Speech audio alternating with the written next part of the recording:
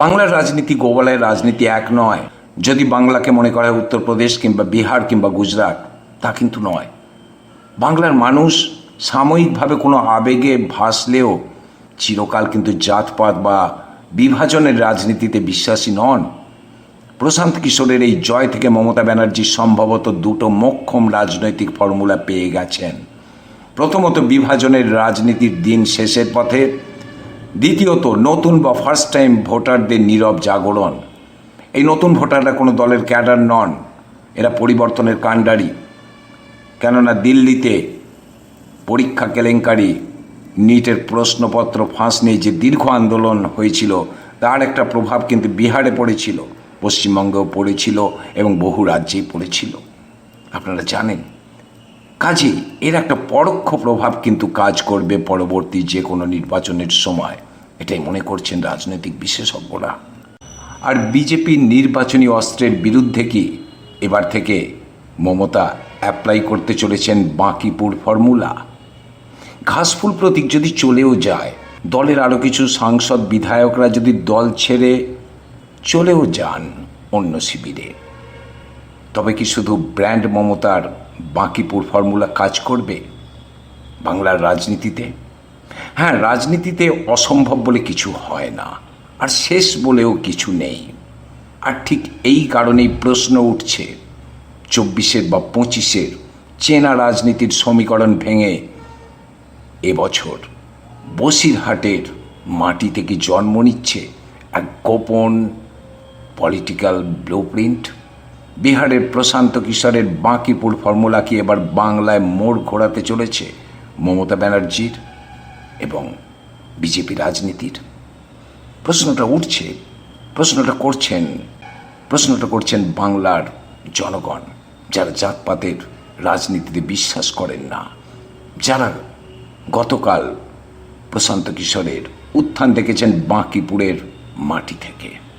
कि बिहार में ध्वस्त हुई शिक्षा व्यवस्था को सुधारा जाए, बिहार के बच्चों के लिए रोजगार हो और हम लोग के बच्चों को 10-15 हजार रुपए के रोजी रोजगार के लिए बाहर ना जाना पड़े। যে বিহার একসময় জাতপাতে জর্জরিত ছিল, সেই বিহারে এখন অন্য হাওয়া। সেই হাওয়ায় কি এবার মমতা ব্যানার্জির পালে লাগতে চলেছে? দেখতে থাকুন আজকের ভিডিও। আমি তারক ঘোষ, আর আপনারা দেখছেন ভয়েস 9 বাংলা। আজ এই ভিডিওতে আমি কোনো জল্পনার কথা বলছি না হাওয়ায় ভেসে আসা কোনো গল্প। একেবারে ইনডেপথ অ্যানালিসিস করব সেই মাস্টার প্ল্যানের, যা বাংলার রাজনীতিতে একটা নতুন মাত্রা এনে দিতে পারে। রাজনৈতিক মহলে একটা প্রশ্ন বড় হয়ে উঠছে, মমতা কি পশ্চিমবঙ্গের বিধানসভার উপনির্বাচনগুলো এড়িয়ে বসিরহাট লোকসভাকেই পাখির চোখ করতে চলেছেন? তিনি কি উপনির্বাচনে অর্থাৎ বিধানসভা উপনির্বাচনে দাঁড়াবেন না? তিনি কি বিধায়ক পদের চেয়েও গুরুত্ব দিতে চাইছেন সাংসদ পদকে? কেন? তবে কি রাজ্য রাজনীতির চেয়ে মমতা বন্দ্যোপাধ্যায়ের পাখির চোখ এখন দিল্লির রাজনীতি? দেখুন, বসিরহাট উপনির্বাচন কেন্দ্রে যদি লড়াইটা বহুমুখী হয়, বিশেষ করে যদি পুনরুজ্জীবিত সিপিএম একদিকে, অন্যদিকে বিজেপি, তাহলেও কি সম্ভব সিপিএমকে বা বিজেপিকে ধুয়ে মুছে সাফ করে দেওয়া? এর ওপর যদি ওখানে কংগ্রেস কোনো প্রার্থী দেয়, যদি আইএসএফ কোনো প্রার্থী দেয়, কিংবা ঋতব্রতের তৃণমূল কোনো প্রার্থী দেয়, তাহলে কি হতে পারে? অনেকেই ভাবছেন মমতা ব্যানার্জির রাজনৈতিক কেরিয়ার শেষ হয়ে গেছে, কিন্তু সাংবাদিক হিসাবে 1986 সাল থেকে বাংলার রাজনীতিকে খুব কাছ থেকে দেখেছি, তাই একটা কথা আপনাদের গ্যারেন্টি দিয়ে বলতে পারি, ঠিক কোন জায়গায় বিরোধীরা ভুল করছেন। প্রথমত, মমতা ব্যানার্জি কোনো দল বা প্রতীক নির্ভর নেত্রী নন, আর বাংলার রাজনীতির সঙ্গে গোবলয়ের রাজনীতির একটা বিরাট পার্থক্য আছে। বিহারে যদি বিজেপির এই রাজনীতি ফেল করে, তাহলে বাংলায় আগামী দিনে কি হতে পারে বাঁকিপুর উপনির্বাচনের ফলাফল তার একটা বড় প্রমাণ। তাই কি বিহারের বাঁকিপুরে প্রশান্ত কিশোরের সেই জাতপাতহীন নতুন ভোটারদের জাগরণের ফর্মুলাই হতে চলেছে বসিরহাটে মমতার জয়ের মূল চাবিকাঠি, যদি তিনি প্রার্থী দেন অথবা নিচে দাঁড়ান সেই কেন্দ্রে? এই গোপন ব্লু প্রিন্টের সবটা জানতে ভিডিওটা একেবারে শেষ পর্যন্ত দেখুন। আসলে মমতা নিজেই একটা দল, নিজেই একটা প্রতীক, আর এটা তিনি করেছেন দীর্ঘ রাজনৈতিক জীবন থেকে। মানুষ মমতাকে দেখে ভোট দেন বলছেন তৃণমূলের নিচু তলার কর্মীরাই। যখন একটা গোটা দল একজন ব্যক্তির ক্যারিসমার ওপর নির্ভর করে চলে, তখন দলের নাম বা প্রতীক খুব একটা বড় হয়ে ওঠে না। এর একটা রাজনৈতিক সুফল আছে। তখন মুখটাই প্রধান হয়ে দাঁড়ায়, যেটা মমতার ক্ষেত্রেও হচ্ছে বা হয়েছে। দলের মধ্যে প্রচুর দুর্নীতি ছিল এবং অদ্ভুত ব্যাপার, মমতার দল এখন খালি প্রায়। যাদের বিরুদ্ধে অভিযোগ রয়েছে তারা নাকি অনেকেই দল ছেড়ে চলে গেছেন বা দূরত্ব বজায় রেখেছেন। কাজী মমতার উপর থেকে একদিকে এই সমস্ত ভাড়গুলো, অর্থাৎ যাদের বিরুদ্ধে দুর্নীতির হাজার হাজার অভিযোগ রয়েছে, অনেকটাই চলে গেছে। আর মমতা ব্যানার্জি বা অভিষেক ব্যানার্জির বিরুদ্ধে এখনও সেইভাবে প্রমাণ করা সম্ভব হয়নি যে তারা অপরাধী। বুঝতে পারছেন? কাজেই দলের কিছু সাংসদ, বিধায়ক বা সুবিধাবাদী নেতা দল ছেড়ে চলে গেলেই মমতার একটা বিরাট রাজনৈতিক ক্ষতি হয়ে যাবে, এমনটা ভাবা কিন্তু বোকামি। কেননা এই ধরনের এককেন্দ্রিক দলে বেইমান নেতারা নন, তৃণমূল স্তরের সাধারণ কর্মী আর অন্ধ সমর্থকরাই আসল সম্পদ হয়। তবে কি এই আসল সম্পদকে রিঅ্যাক্টিভেট করতেই বসিরহাটকে বেছে নিতে চলেছেন মমতা বন্দ্যোপাধ্যায়, আর সেখানে তিনি অ্যাপ্লাই করবেন বাঁকিপুর ফর্মুলা। কি এই বাঁকিপুর ফর্মুলা? বিহারের বাঁকিপুর বিধানসভার উপনির্বাচনে প্রশান্ত কিশোর যে অসাধ্য সাধন করলেন সেটা কিন্তু রাতারাতি হয়নি।